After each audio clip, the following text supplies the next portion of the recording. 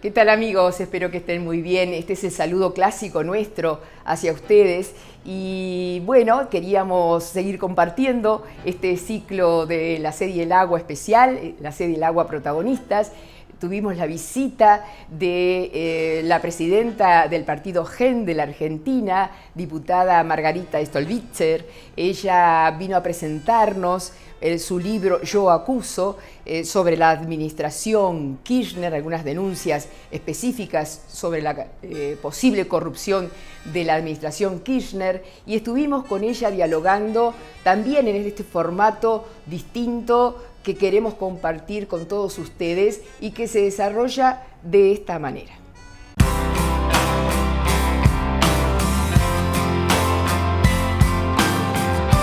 Margarita Rosa Stolbizer nació en Buenos Aires, Argentina, el 17 de marzo del 55. Es abogada, fue docente y una activa dirigente política del distrito de Morón. Presidió el Comité de la Unión Cívica Radical de la provincia de Buenos Aires y la Secretaría General del Comité Nacional de ese partido, del cual se alejó para fundar en 2007 el espacio GEN, Generación para un Encuentro Nacional. Yo siento que, sobre todo en el 2001, con toda esa crisis tan grande de representatividad de los partidos, se puso en evidencia de qué manera los partidos se iban transformando en máquinas electorales para ubicar gente en los cargos. Y dejaban de cumplir con la tarea de intermediación que tiene que tener el partido político, de promoción de liderazgos y demás. Ahí empezó, digamos, esta cosa de cuestionamiento que yo tenía hacia el funcionamiento del radicalismo y de los partidos. Si yo tomo solo café con mis partidarios, la verdad es que no colaboro a mejorar nada. Lo que tengo que hacer es tomar café con el resto, y me parece que lo bueno que hay en este tiempo, en este gobierno, es que acepta el diálogo con los diferentes. Venimos de muchos años prácticamente de descalificación del que pensaba distinto. Bueno, hoy yo estoy en la oposición, pero me siento escuchada, convocada, respetada. En las elecciones presidenciales de Argentina 2015 fue candidata a la presidencia de la Nación y obtuvo el 2,51% de los votos. Nosotros no formamos parte del gobierno nacional de Cambiemos, pero la verdad no estamos en contra del gobierno. Al contrario, si algo hemos hecho desde el mismo momento en que pasó la última elección, tanto Sergio Massa como yo y las personas, los partidos que nos acompañan, ha sido cooperar con el gobierno. El riesgo es que cada vez hay como más desconfianza en la política, ¿no? En los jueces. Y yo creo que nuestra responsabilidad es reconstituir un poco también ese clima de confianza que debe haber en una democracia sobre las instituciones democráticas. Los problemas de la Argentina vinculados con la crisis de la educación o con la fragmentación y la desigualdad de nuestro sistema educativo no lo resuelve ni siquiera el buen diálogo de los gremios y el gobierno. La sociedad está afuera y lo que nosotros queremos es provocar un debate involucrando a la sociedad sobre cuál es la educación que necesitamos, y por lo tanto tenemos que discutir qué es lo que está pasando dentro de la escuela. Pero la ética también es tener la valentía de sentir como propio el dolor de los que sufren. La búsqueda de la transparencia no es una cuestión meramente moral. La corrupción ha tenido costos sociales y humanos.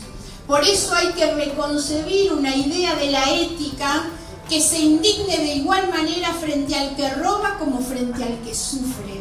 Así como alguna vez los argentinos tuvimos la madurez y la decisión de decir nunca más a las dictaduras que interrumpieron la estabilidad institucional y violaron los derechos humanos, podamos en conjunto decir nunca más la corrupción. Recibimos en la serie El Agua, junto a Raquel Daruech, a Margarita Stolbizer.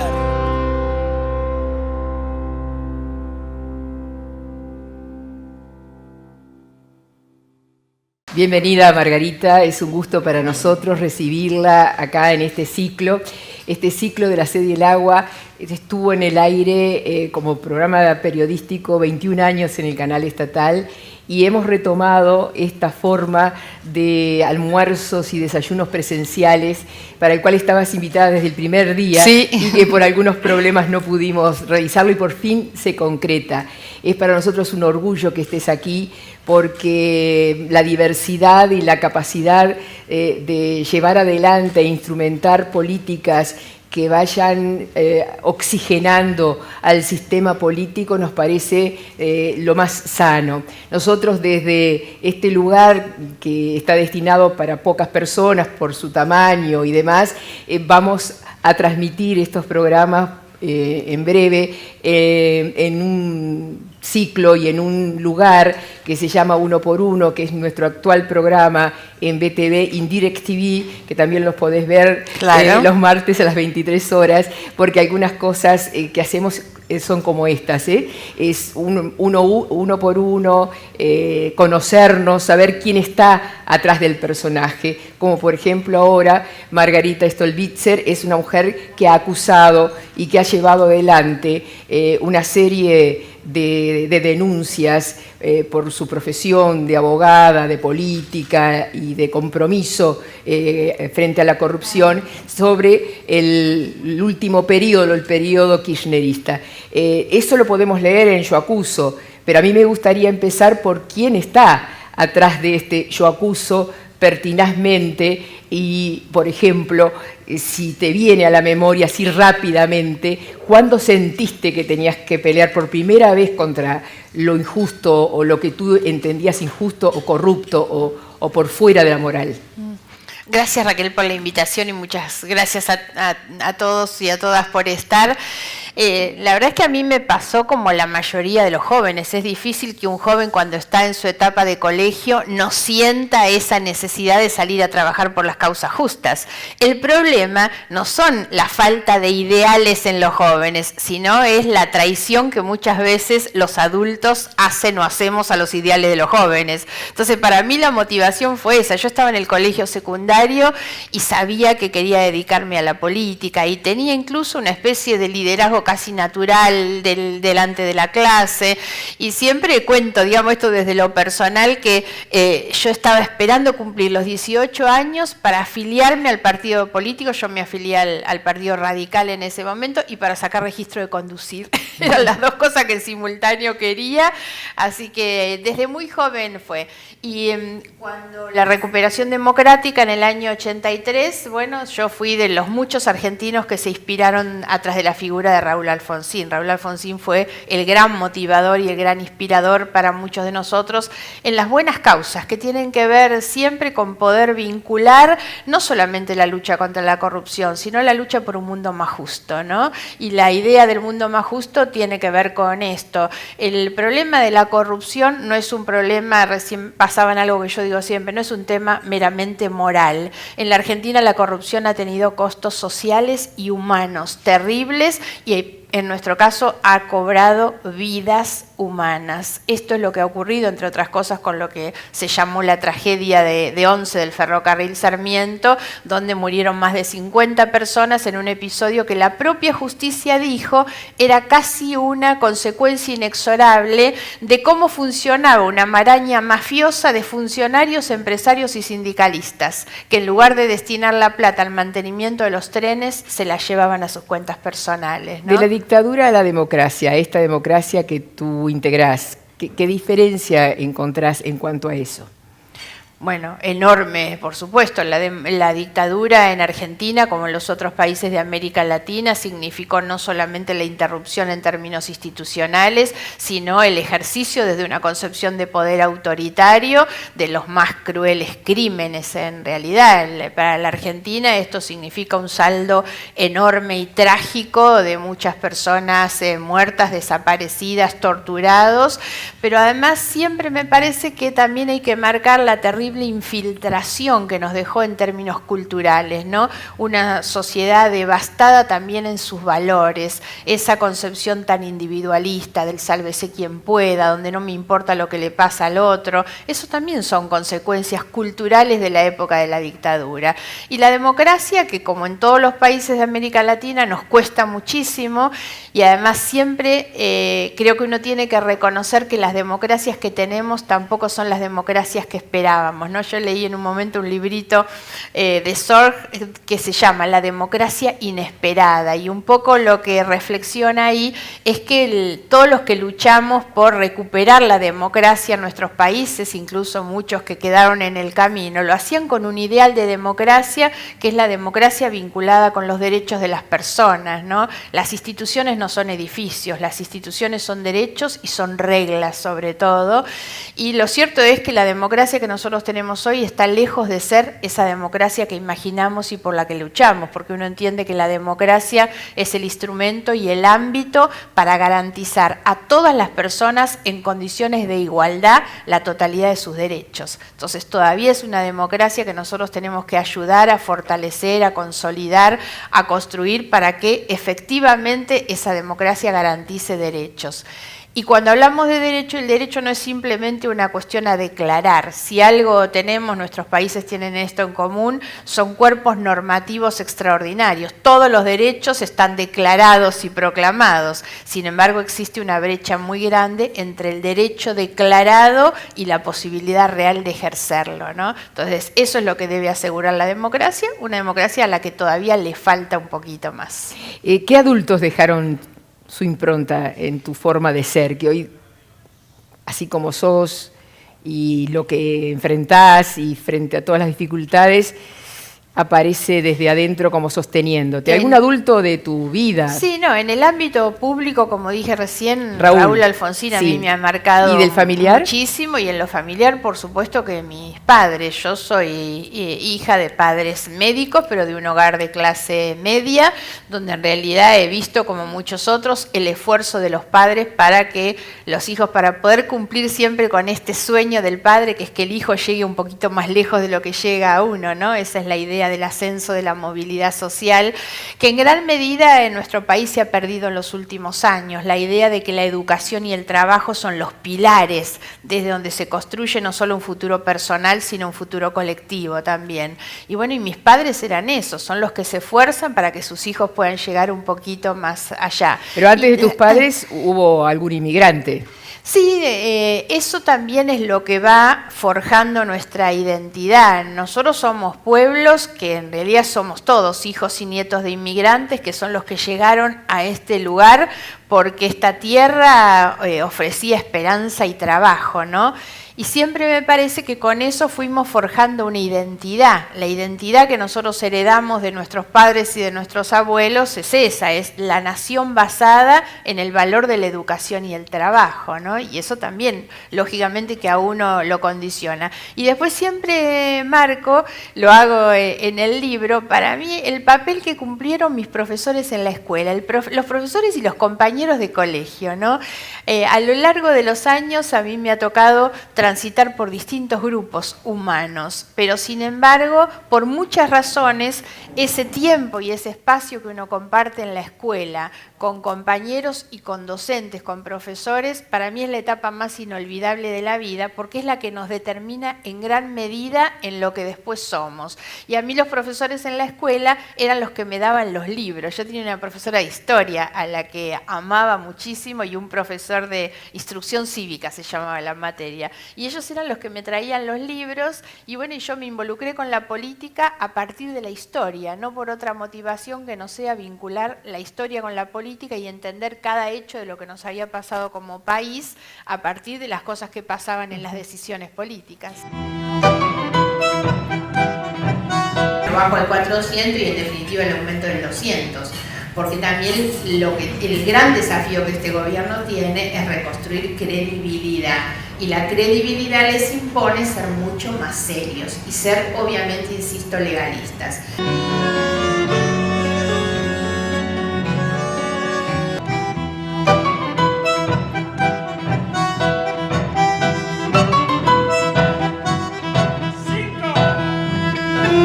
Yo fui, y obviamente, como lo digo recién, sinceramente creo en la participación de las mujeres y aprecio mucho a las mujeres que en política se juegan. Yo conocí a Cristina Fernández hace muchos años porque fuimos compañeras en la Cámara de Diputados y estaba en el final del periodo en que su partido gobernaba y ella era una mujer que se plantó frente a su partido, no la querían en su partido. Entonces yo la consideraba una mujer inteligente, valiosa, valiente, y creí en Cristina, sinceramente, o sea, nunca la acompañé, yo estaba en otro partido político, pero cuando ella llega con una promesa muy explícita que ella hacía en su campaña para suceder a su marido, que era mejorar la calidad institucional. Y yo creí en eso, porque le veía condiciones y ella lo había prometido.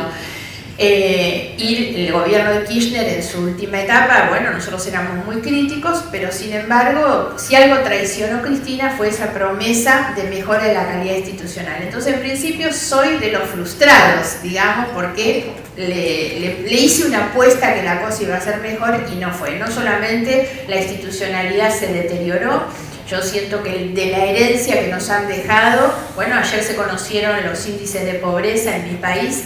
La tasa de pobreza del Instituto Nacional Oficial es de 32.2 personas pobres, o sea, más de uno de cada 3 personas en la Argentina son pobres, con una tasa de indigencia muy alta, donde casi la mitad de los niños están en condición de pobreza. Esa es la herencia que deja el gobierno de Cristina Kirchner. Entonces, más allá de las valoraciones subjetivas que nosotros podamos hacer, y que obviamente mi visión es muy crítica, hay números que demuestran que después de haber gobernado un país como el nuestro, que tiene extraordinarias condiciones y riquezas, haber gobernado en los años de mayor bonanza económica, con crecimiento a tasas extraordinarias, en los últimos 200 años no había habido en la Argentina las condiciones económicas que tuvieron los Kirchner cuando gobernaron. Entonces, lo inmoral, absolutamente inconcebible, intolerable, es que después de haber gobernado en esas condiciones, tengamos 1 de 3 argentinos en condición de pobreza. Hay un deterioro muy grande del funcionamiento de las instituciones, el problema de la justicia, el disciplinamiento y la cooptación de la justicia fue uno de los objetivos más codiciados del gobierno de Cristina, la falta de independencia de los poderes, el uso y abuso de las mayorías, ¿no? Y obviamente la corrupción, ¿no? Yo soy denunciante en 2 de las causas que tienen el nombre de 2 de las sociedades de la familia Kirchner y que son demostrativas de qué manera los dineros públicos, digamos, fueron a parar a los bolsillos privados y a las cuentas privadas. Pero lo peor de todo no es solamente la corrupción, o sea, la corrupción en sí misma ya es algo terriblemente grave, pero lo peor es que se corrompieron y saquearon la Argentina y se quedaron con nuestros recursos y produjeron este impacto social y humano del que hablaba recién, que son las víctimas más pobres, no solamente los que viajaban en ese tren a las 9 de la mañana, ahí viajaban los más pobres, que tienen que ir 1 hora de viaje para llegar a sus trabajos, sino la frustración que fue quedarse con la plata de las viviendas sociales para los más pobres. Esa es otra de las causas para mí más graves de corrupción.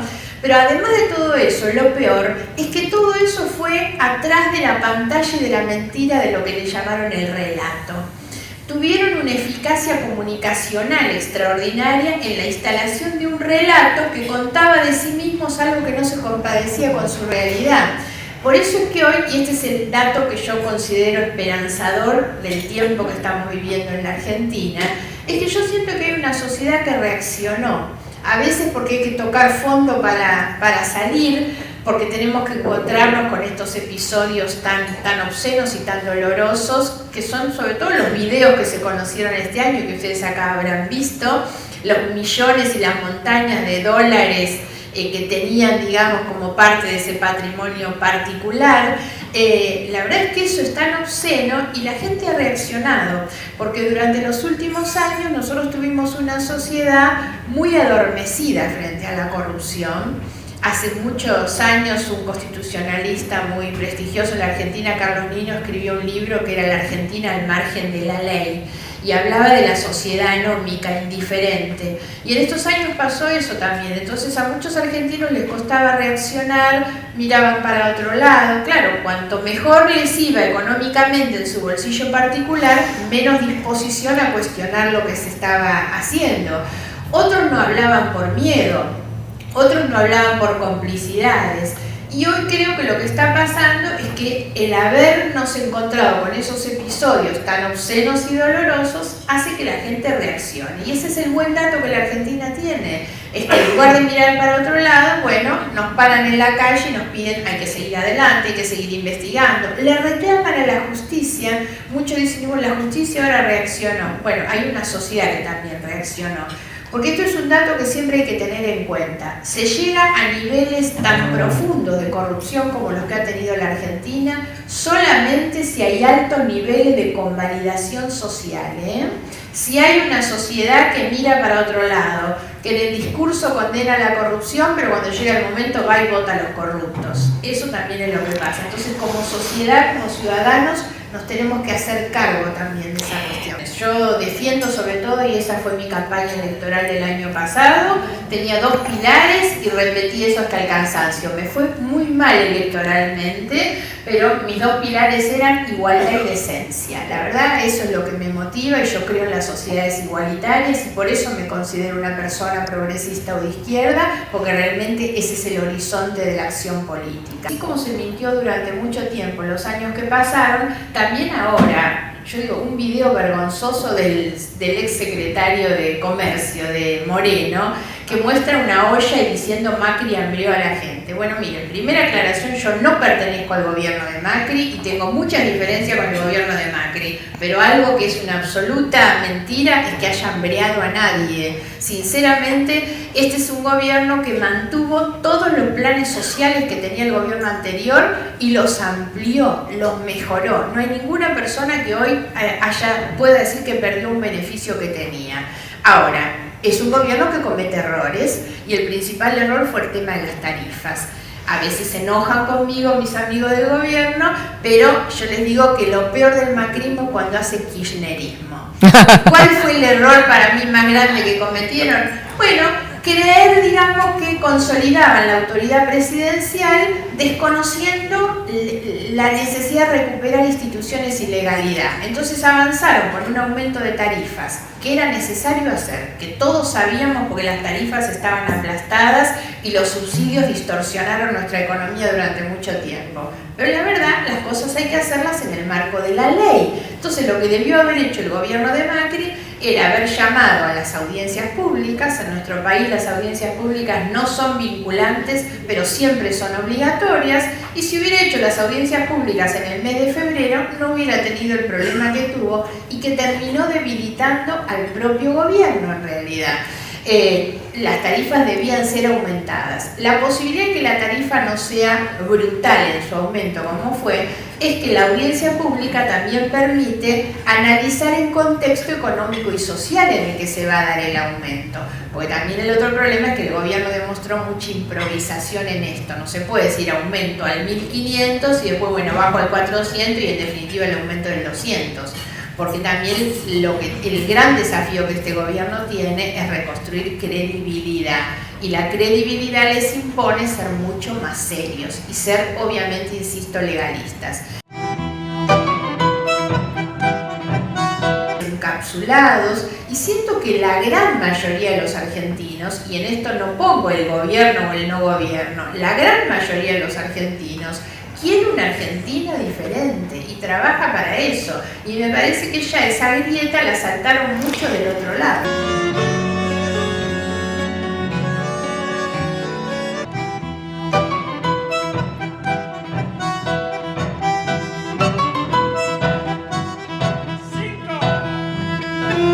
Respecto de mi acercamiento con el gobierno, también creo que es necesario pensar esto. Si algo tiene que cambiar en la Argentina es la posibilidad de convivir, de dialogar y de articular entre quienes pensamos diferentes. Si hay algo que yo admiro enormemente del Uruguay es que he estado muchas veces en eventos donde quien ejerce la presidencia de la nación se sienta con quienes son expresidentes de otros partidos políticos, la verdad.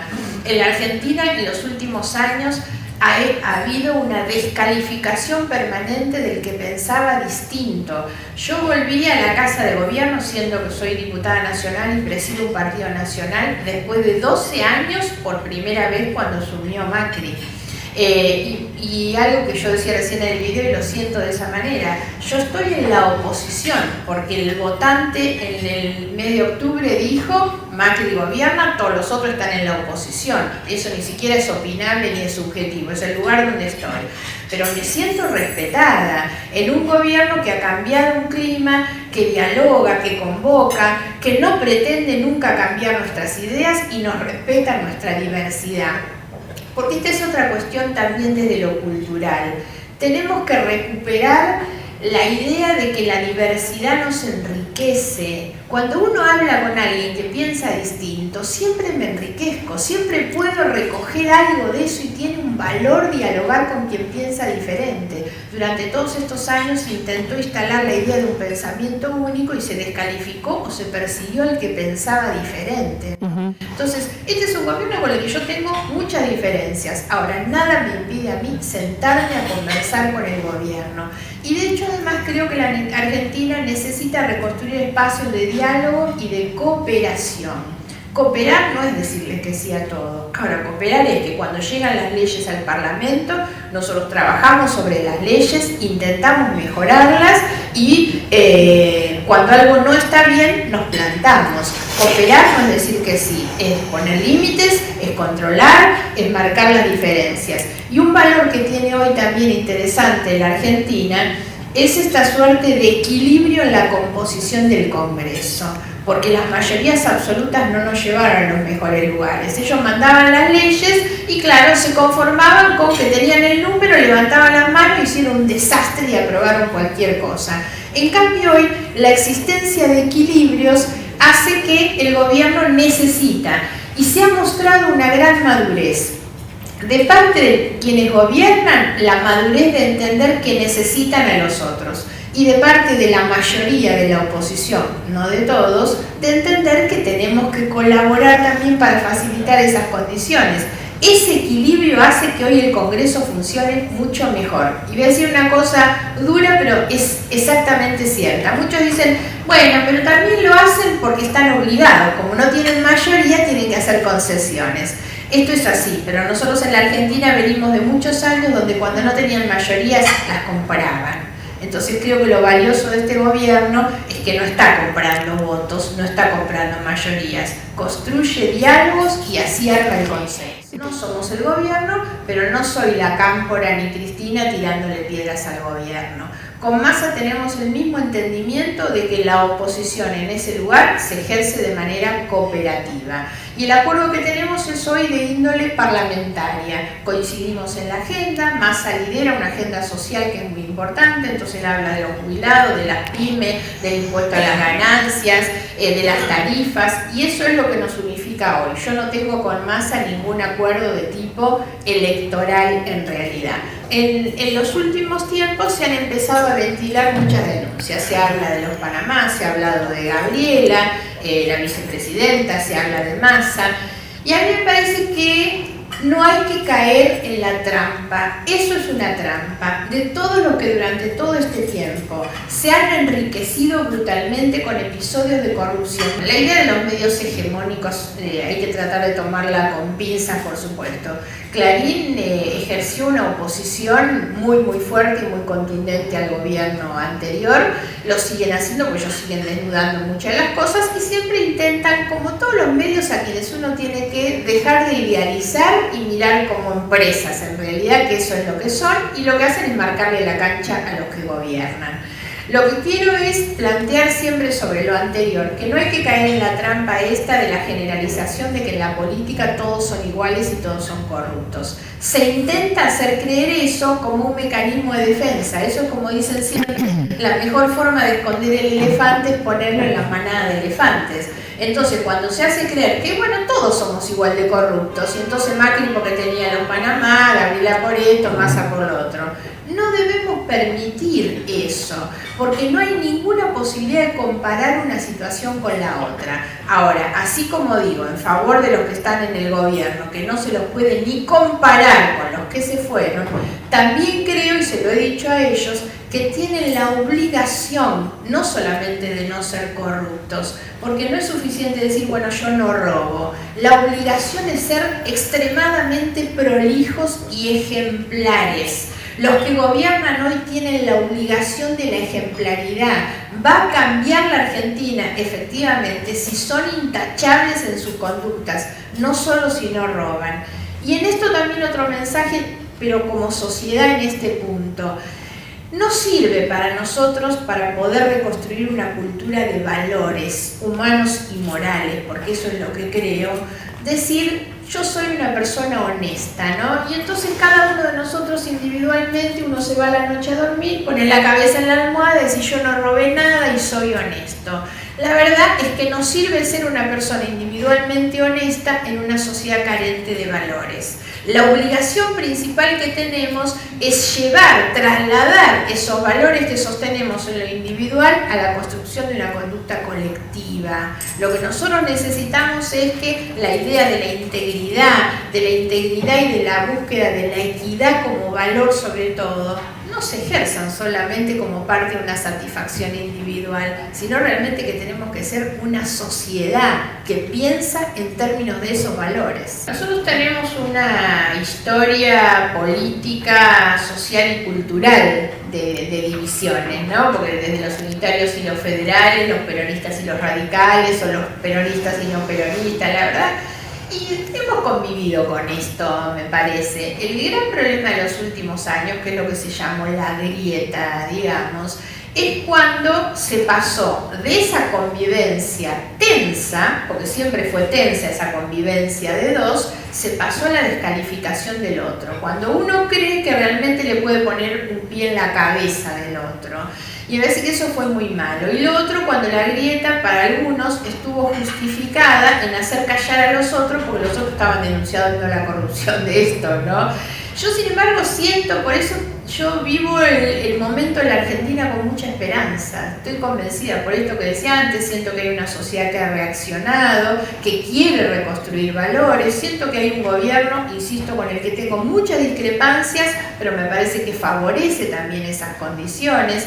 Y creo que hoy los grupos que estaban de un lado de la grieta, pero con muchísimo poder, hoy han quedado cada vez más acotados, más encapsulados, y siento que la gran mayoría de los argentinos, y en esto no pongo el gobierno o el no gobierno, la gran mayoría de los argentinos quiere una Argentina diferente y trabaja para eso. Y me parece que ya esa grieta la saltaron mucho del otro lado.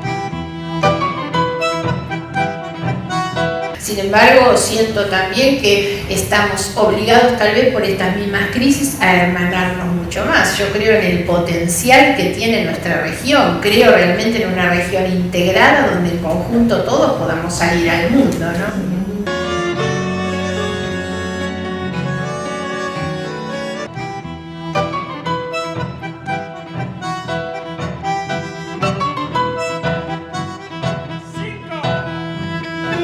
Yo vengo insistiendo con que la Argentina necesita tener un pacto político y social en contra de la corrupción, un pacto, digamos, no solamente de quienes trabajamos en la política, de los empresarios, los periodistas, las organizaciones sociales, los intelectuales, todos tenemos que decir nunca más a la corrupción.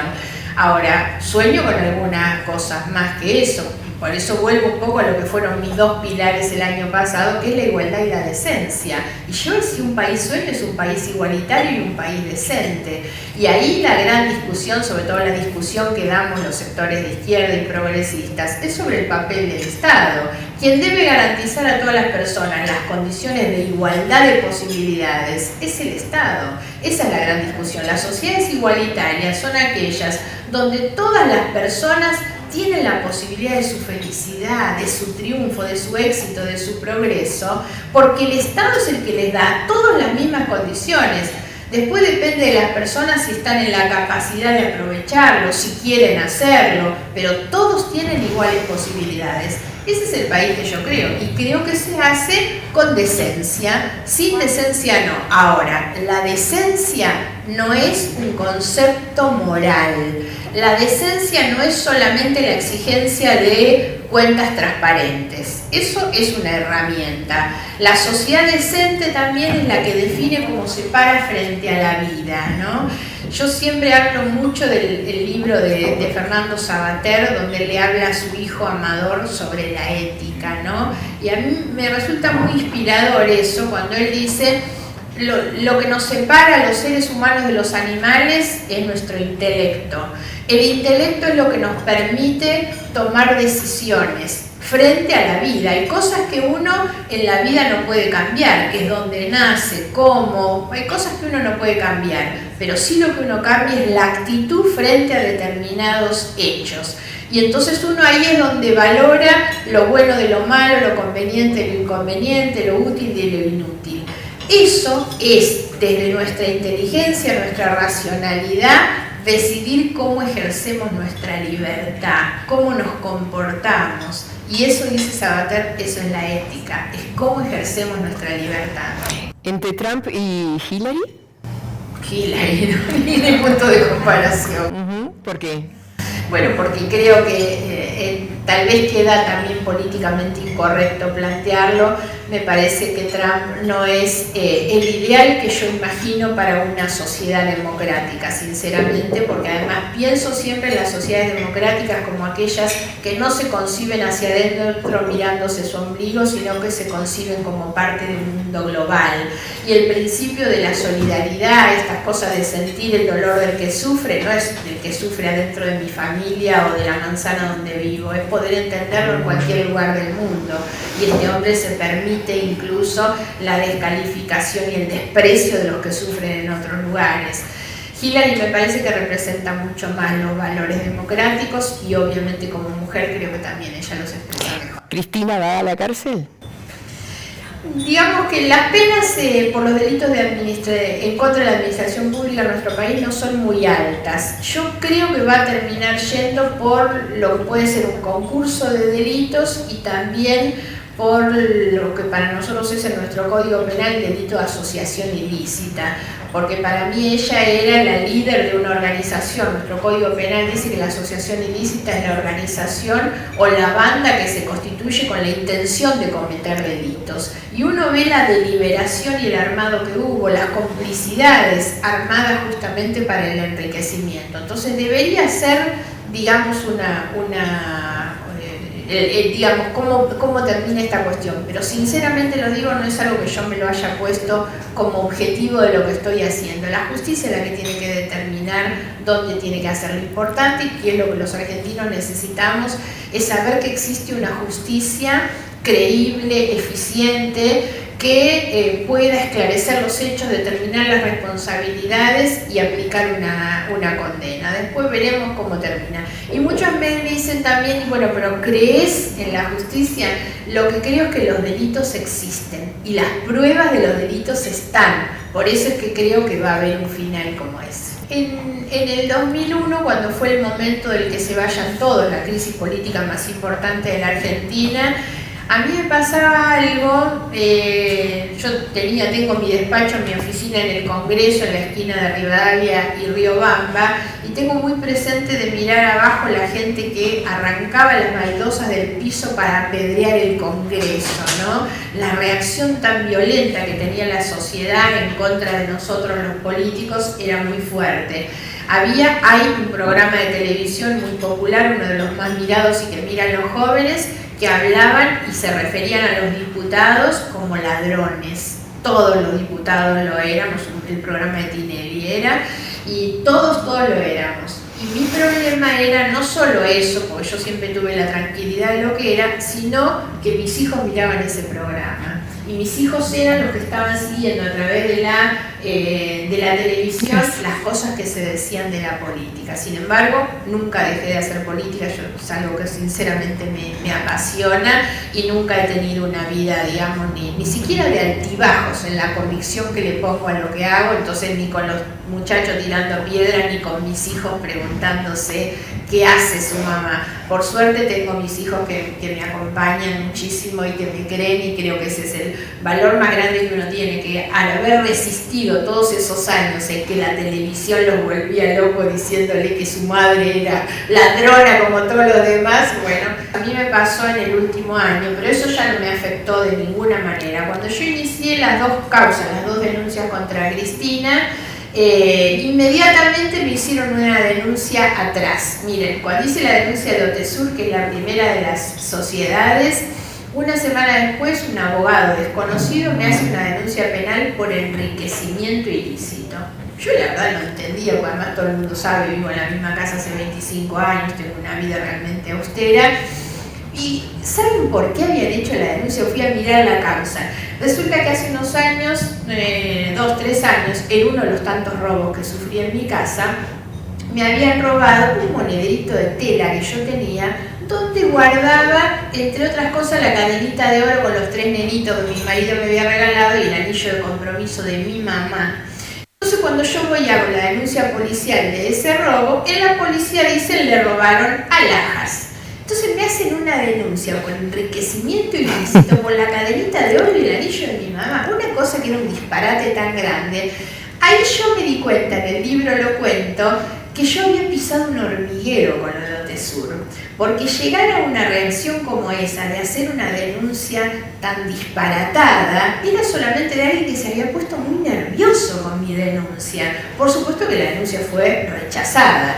Y ahora cuando presenté después la otra denuncia, que fue la de Otesur, ahora último, me hacen esa denuncia que es por tráfico de información, que es otro delirio, otro disparate, entre otras cosas porque el delito no existe, digamos, no existe, no está tipificado en ningún lugar, pero además nunca obtuve una prueba de manera ilegal. Yo en las causas he sido reconocida con la figura de lo que se llama el amicus curiae, que es el amigo del tribunal y que nos permite tener acceso a los documentos que hay adentro del expediente, legalmente. Y lo otro que me pasa, y que le pasa mucho a Carrió también, es que yo recibo hasta en mi casa, de manera anónima, gente que me deja papeles por abajo de la puerta con alguna denuncia para que se investigue, ¿no? Y la mayoría de las veces no sirven para nada las cosas que me traen, pero otras veces me han traído cosas que han servido. Y yo lo que hago cuando recibo cualquier tipo de información a la que le veo que tiene algún fundamento, lo llevo a la justicia. Entonces, y eso es lo que planteo con relación a Cristina. Las denuncias que yo hice las llevé a la justicia porque era mi obligación, pero además porque de esa manera le habilito a ella el lugar para ejercer su derecho de defensa. La justicia es eso, es el lugar donde ella tiene que ir y defenderse, ¿no? Así que las denuncias esas que me han hecho, esa no me quitó ninguna el sueño. Creo que estamos en un momento muy, muy particular y creo que viene a cuento de esto. Nosotros somos un continente prácticamente sin conflictos. Pero la verdad, esta semana estamos dejando atrás el conflicto más grave, que era el conflicto de Colombia. La firma de los acuerdos de paz en Colombia tiene un impacto, una enormidad en toda nuestra región, porque lo cierto es que ese conflicto de Colombia afectaba a toda nuestra región, generaba un clima de tensión muy grande y por lo tanto la firma de los acuerdos de paz en Colombia tiene hoy un efecto pacificador en toda la región que creo que es extraordinario. Entonces nos hemos sacado de encima el conflicto principal que teníamos en términos de violencia, ¿no? Sigo pensando que el problema más grande es que somos el continente más desigual del planeta, porque somos un continente que tiene recursos extraordinarios y sin embargo esos recursos no están distribuidos de manera equilibrada. Es el lugar donde la brecha entre los pocos que tienen mucho y los muchos que tienen poco se nota mucho más. Pero hay signos alentadores de todos modos en la región. Diría por supuesto que el tema preocupante hoy en estos días, así como dije, el elemento para mí más positivo de este momento es el acuerdo de Colombia. El más negativo es lo que está ocurriendo en Venezuela, y no lo digo solo por lo político, sino fundamentalmente por la crisis social que vive en Venezuela, y como dato preocupante, obvio que Brasil para la Argentina, como seguramente para Uruguay también, es nuestro socio más importante en términos comerciales, políticos, y la crisis tanto económica como política de Brasil nos llega demasiado cerca. Sin embargo, siento también que estamos obligados, tal vez por estas mismas crisis, a hermanarnos mucho más. Yo creo en el potencial que tiene nuestra región, creo realmente en una región integrada donde en conjunto todos podamos salir al mundo, ¿no?